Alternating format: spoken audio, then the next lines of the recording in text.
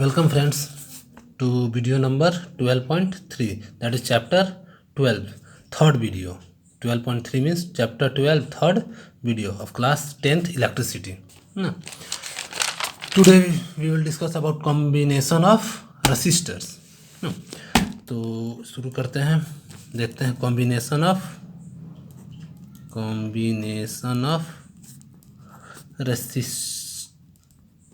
इसमें देखें equivalent resistors क्या होगा कॉम्बिनेशन में, यानी सीरीज कॉम्बिनेशन में और पैरेलल कॉम्बिनेशन में. इससे पहले देख लेते हैं व्हाट आर रजिस्टर्स. रजिस्टर्स होते क्या हैं, है ना. तो ये क्या होते हैं, वैसे सब्सटेंस जिनमें इलेक्ट्रिकल रेसिस्टिविटी होता है, यानी कि जो अपोज करते हैं करंट को फ्लो करने के से, है ना, वो सारे रजिस्टर्स कहलाते हैं. तो क्या है, तो those substances which have what, electrical resistivity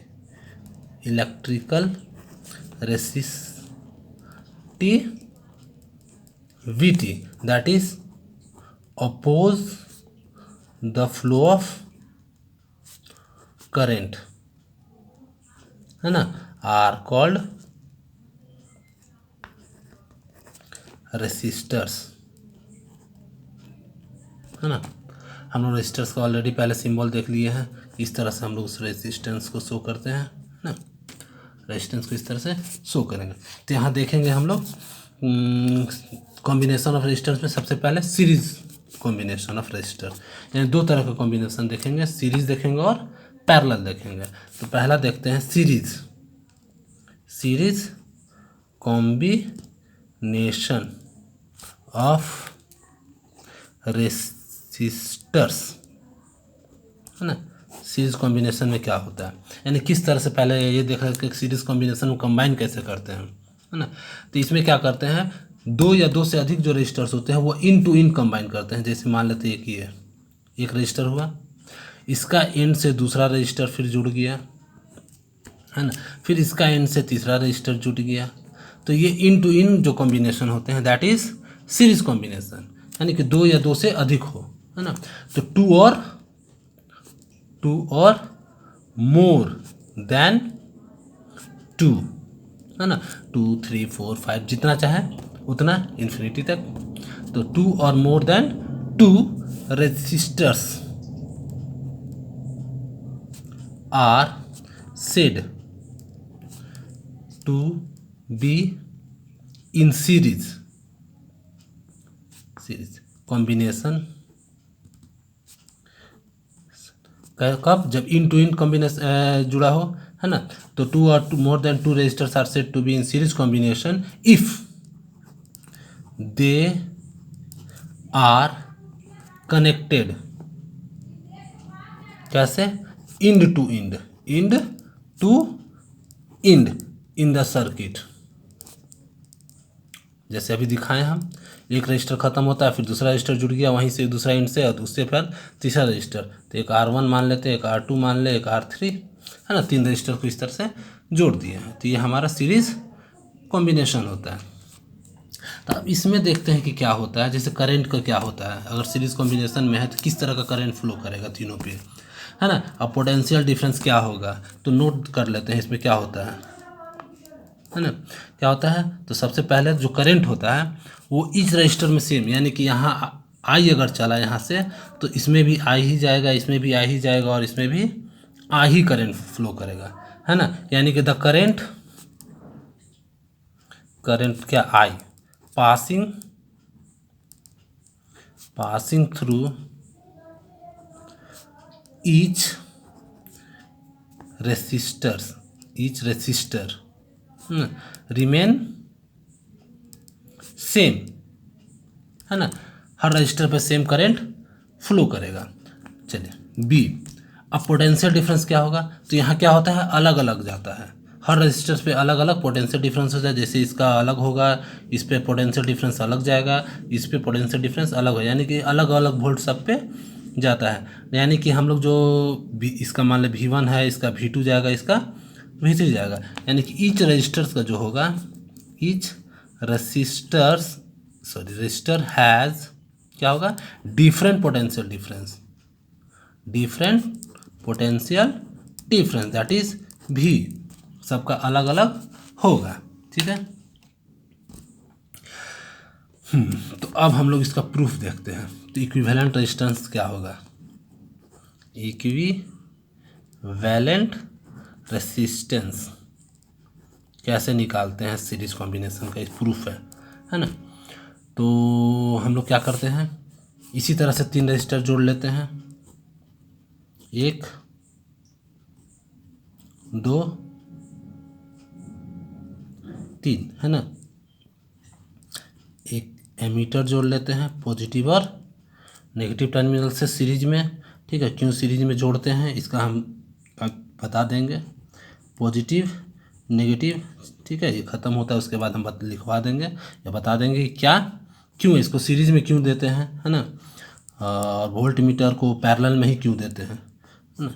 चलिए, इस तरह से एक सर्किट बना लिए। इस पे मान लेते हैं R1 रेजिस्टेंस है, R2 है और ये R3, 3 रेजिस्टेंस जोड़ लिए हैं।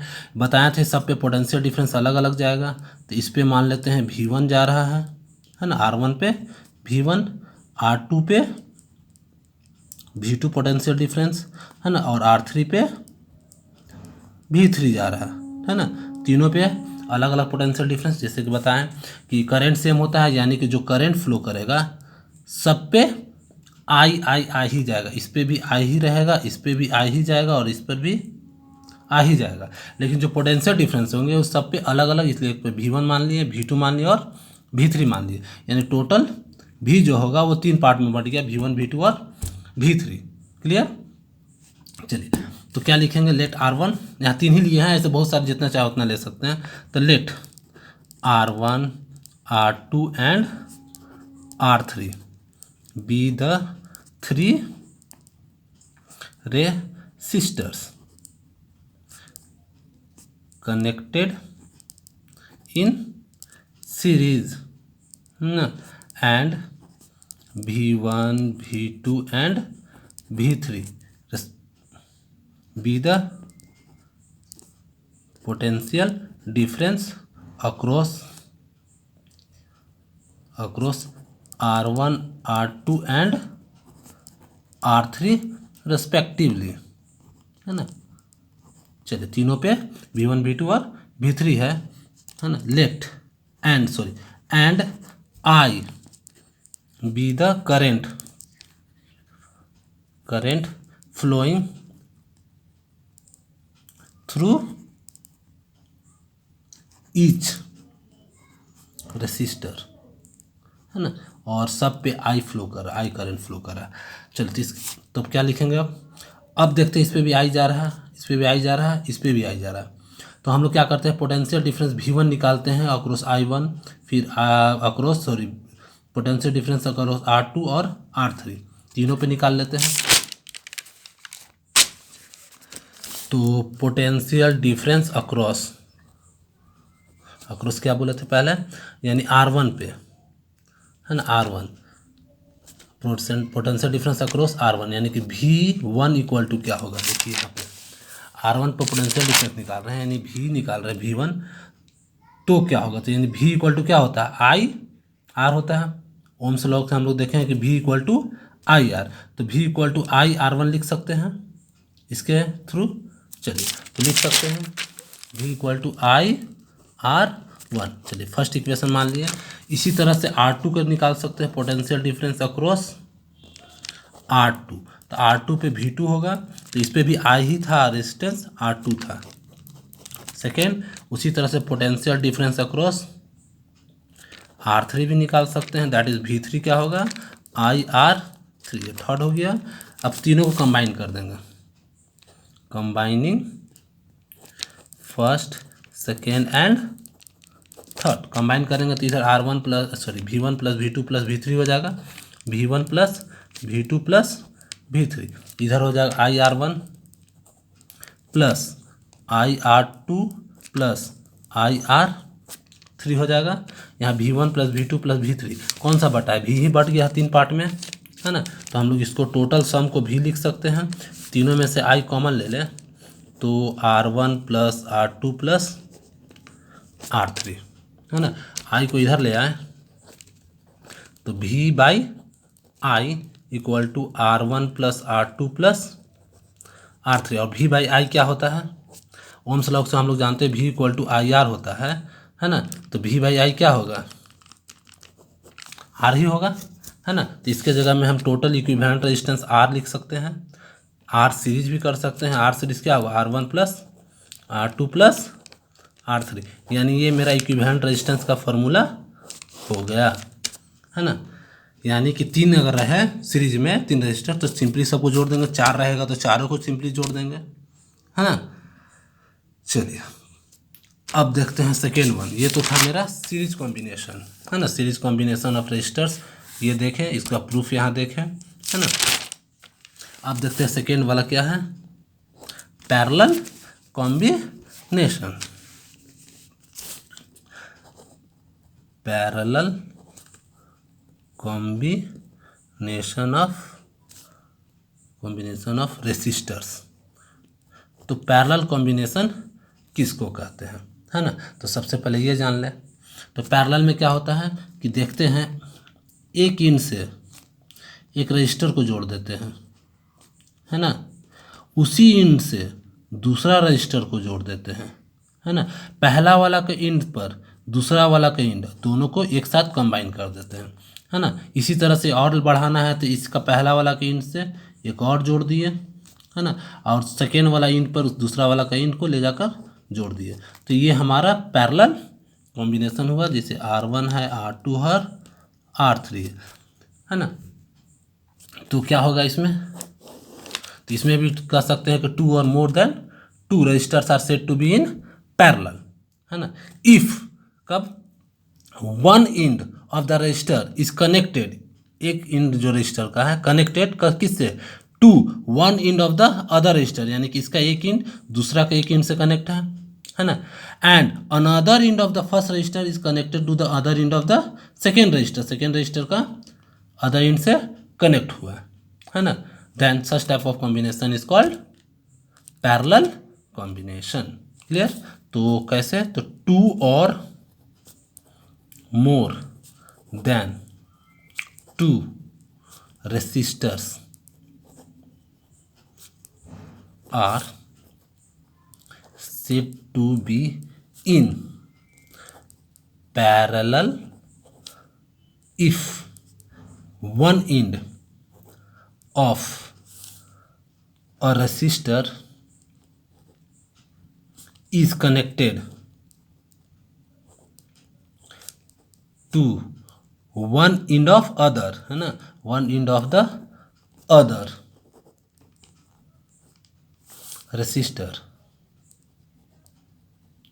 and जो सेकेंड इंड है, and second end of first, पहला जो था, is connected to second end of second resistors. तो ये हमारा पैरेलल कॉम्बिनेशन में होगा। अब इसमें थोड़ा सा नोट कर ले, जैसे इसमें नोट किए थे कि आई क्या होता था, सीरीज में क्या होता था, तो आई सेम रहता था और भी बढ़ जाता था, है ना। तो इसमें भी देखते हैं क्या होता है, तो इसमें जस्ट उसका उल्टा होता है, जस्ट उल्टा। तो नोट में क्या लिख लेते हैं, क्या होता है इसमें, कि इसमें जो पोटेंशियल डिफरेंस होता है वो क्या होता है, सेम रहता है सभी पे, है ना। यानी कि इस पे पोटेंशियल डिफरेंस जो होगा वो भी होगा, इस पे भी होगा, इस पे भी होगा, तीनों पे भी होगा। यानी कि ऑल द रेसिस्टर्स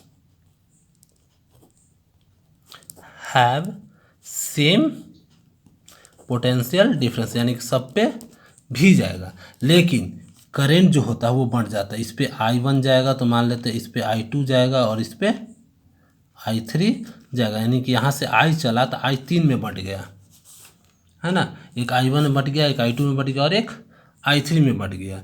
यानी कि लिख सकते हैं डिफरेंट क्या है, resistors have different current, have different current, that is I, flowing through them,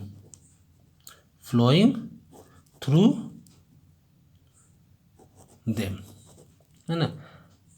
अलग अलग रेजिस्टर्स का क्या होगा, अलग अलग करंट फ्लो करेगा। तो फिर वही करते हैं जैसे लिखे थे कि let R1 R2 R3 be the three resistors, let R1 R2 and R3 be the three resistors, तीन रजिस्टर्स मान लिए थे।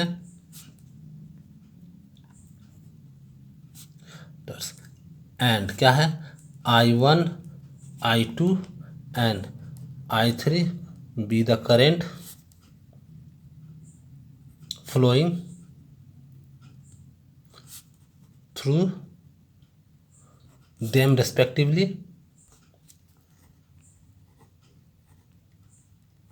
है ना। और उसके बाद क्या, हाँ भी, एंड भी be the potential difference across each resistor, है ना। तो एक बना लेते हैं फिर से डायग्राम, तीन रजिस्टर ले लेते हैं जैसे वहाँ बनाए थे उस समय। चलिए 1 2 3, है ना। फिर वही पॉजिटिव नेगेटिव, पॉजिटिव सेल और ये नेगेटिव स्विच या की, है ना। यहाँ से आई फ्लो कर रहा करंट, और यहाँ पे क्या होगा, तीन पार्ट में बट जाएगा। यहाँ पर I1 जाएगा, यहाँ पे I2 जाएगा और यहाँ पे I3, है ना। इसका R1 है रेजिस्टेंस, R2 है और ये R3, और सब के बीच जो पोटेंशियल डिफरेंस जो है वो भी ही होगा। क्लियर। चलिए अब प्रूफ जो है इक्विवेलेंट रेजिस्टेंस का प्रूफ देखते हैं। वही तो देख रहे थे ना, यहाँ इक्विवेलेंट रेजिस्टेंस, इक्विवेलेंट रेजिस्टेंस क्या होगा ना, उसका प्रूफ है ये। तो अब क्या करेंगे, फिर हम यहाँ पर अब क्या निकालेंगे, आई निकालेंगे, है ना। करेंट थ्रू रेजिस्टेंस R1, है ना। तो करेंट थ्रू R1 के थ्रू करंट क्या है, I1 है। तो I1 इक्वल टू क्या होगा, I इक्वल टू, हम लोग जानते हैं V इक्वल टू IR होता है, तो I equal to V by R होगा। यानी V क्या है, तो V है, और R क्या है, तो R1 है ना। ये फर्स्ट हो गया। इसी तरह से सेकेंड का भी निकाल सकते हैं, करेंट थ्रू R2 में क्या होगा, I2 है और V और R2 हो जाएगा ये सेकेंड। फिर करेंट थ्रू R3, यानी कि I3 जो होगा वो V बाई R3 होगा, थर्ड। कंबाइनिंग फर्स्ट है, second and third, combining first second and third, तीनों को अगर कंबाइन कर दे तो I1 plus I2 plus I3, I1 plus I2 plus I3 equal to V by R1 plus V by R2 plus V by R3। ये तीनों combine, आई ही बटा हुआ है तो तीनों कंबाइन करके हम आई लिख सकते हैं। तीनों में से भी कॉमन चल जाए तो 1/R1 plus 1/R2 plus 1/R3 होगा। भी को इधर ला दें तो 1/V equal to 1/R1 plus 1/R2 plus 1/, और I बाई भी को क्या लिख सकते हैं, देखिए I बाई भी को 1/R लिख सकते हैं, I को छोड़ देते इधर 1/R equal to I by भी, है ना। तो I बाई भी को हम लिख सकते हैं 1/R मान लीजिए parallel equal to 1/R1 plus 1/R2 और प्लस 1/R3। तो ये हमारा इक्विवेलेंट रेजिस्टेंस पैरेलल में होगा, यानी पैरेलल में जब निकालना हो तो उसका रेसिप्रोकल का सम कर देते हैं, है ना, 1/RP इक्वल टू। चलिए तो ये भी हो गया। चलिए अब देख लेते हैं, क्वेश्चन है कि एमीटर को, है ना, हम लोग सीरीज कॉम्बिनेशन में ही क्यों रखते हैं, पैरेलल में क्यों नहीं, और वोल्ट मीटर को पैरेलल में क्यों रखते हैं, सीरीज में क्यों नहीं, है ना। चलिए क्वेश्चन लिख देते हैं पहले, लाइट इधर का थोड़ा सा। क्वेश्चन है why ammeter is always connected in series, है ना, and voltmeter is always connected in parallel. चलिए, क्या रीज़न होगा कि हम लोग जो एमीटर को हमेशा सीरीज में कंबाइन करते हैं, पैरेलल में नहीं, और वोल्ट मीटर को हमेशा पैरेलल में कंबाइन करते हैं, सीरीज में नहीं, है ना। तो सबसे पहले जान लेते हैं कि एमीटर होता क्या है। इट इज़ अ डिवाइस, है ना, that is use to measure the current flowing through the circuit, यानी किसी सर्किट से करेंट फ्लो करते समय हम लोग, जैसे एक सर्किट हम बना लेते हैं, मान लीजिए यहाँ पे बल्ब है, तो ये यहाँ पर देख रहे हैं कि सीरीज में कंबाइन किए, है ना, एक सर्किट में, है ना। तो कितना करंट फ्लो कर रहा है उसको मेज़र के लिए हम लोग एमीटर का यूज़ करते हैं। तो अगर इसको हम लोग पैरेलल में यूज़ करें तो क्या होगा। तो सबसे पहले ये जान लें कि जो हमारा एमीटर होता है उसका रेजिस्टेंस बहुत लो होता है ना। अगर पैरेलल में कंबाइन कर दे तो high amount of current flow करेगा, जिसके कारण क्या होगा, सर्किट इसका डैमेज हो सकता है। पहला रीज़न होगा, है ना, कि लार्ज अमाउंट ऑफ करंट वो ड्रॉ करेगा, जिसके कारण क्या होगा, इसका सर्किट डैमेज हो जाएगा। दूसरा रीज़न यह है कि अगर हम लोग इसको पैरेलल में रख देते हैं, है ना, एमीटर को अगर यहाँ कनेक्ट कर देते हैं मान लीजिए, है ना, तो जो एक्यूरेट रीडिंग है वो हम लोग को नहीं मिलेगा कि सर्किट में कितना करंट फ्लो हो रहा। कैसे कि देखते हैं कि जब पैरेलल में रखेंगे तो हम लोग जानते हैं कि पैरेलल में करंट इधर से भी फ्लो कर सकता है, इधर से भी फ्लो कर सकता है, करंट बढ़ जाता है ना। तो हमारा जो इधर से करंट फ्लो करेगा, मान लीजिए यहाँ से है, तो इधर से जो करंट फ्लो करेगा मीटर से वही रीडिंग देगा, इधर से जो करंट फ्लो करेगा उसका तो रीडिंग नहीं आएगा, है ना। यानी सर्किट का रीडिंग जो होगा करंट का वो गलत आएगा, है ना। इसीलिए क्या करते हैं हम लोग उसको सीरीज में रखें, जो भी करंट फ्लो करेगा वो एक्यूरेट रीडिंग देगा। क्लियर। चलिए तो लिख लेते हैं कि ammeter is always connected in series because, तो जो दो चीज़ लिखे हैं वो लिख देते हैं। पहला क्या बताए थे कि large amount of current draw करेगा, है ना, इसका लो रेजिस्टेंस होता है, because it has low resistance. So क्या करेगा, इट विल ड्रॉ,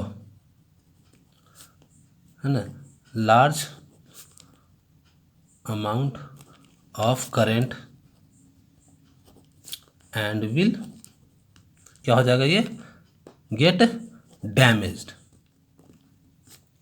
है ना, डैमेज हो सकता है, पहला रीज़न। दूसरा क्या बताए थे कि अगर हम लोग इसको पैरेलल में रख देते हैं तो करंट इधर से फ्लो कर जाएगा, इधर से फ्लो कर जाएगा, तो एक्यूरेट रीडिंग मिलेगा नहीं, है ना। तो if it is connected in parallel, है ना, तो क्या होगा, all the current would not flow through the ammeter. बताए थे इधर से भी फ्लो, इधर से एमीटर से पूरा करंट नहीं फ्लो करेगा through the ammeter, and we will not get the accurate reading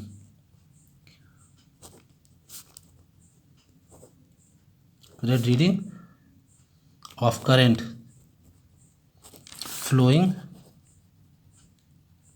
through the circuit।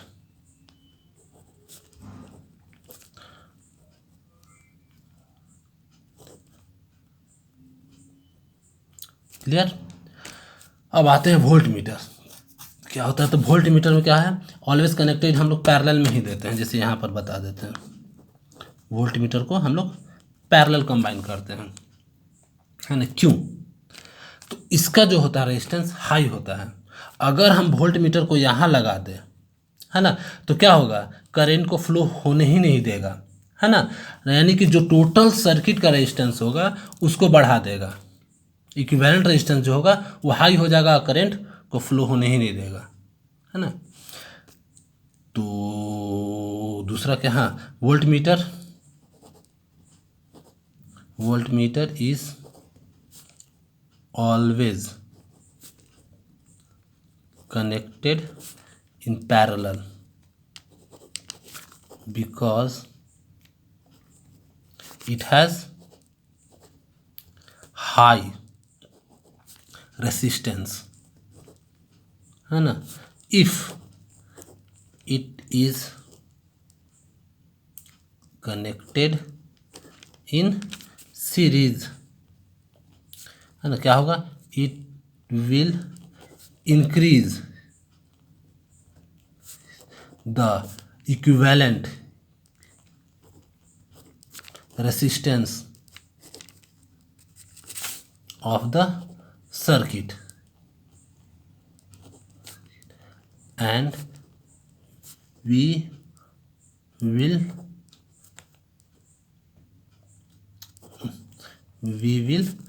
get less current in the circuit.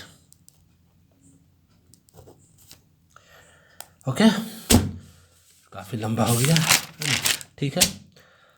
आज के लिए इतना ही रहने देते हैं, फिर नेक्स्ट वीडियो में हम लोग इसके आगे देखेंगे, है ना, हीटिंग इफेक्ट ऑफ करंट।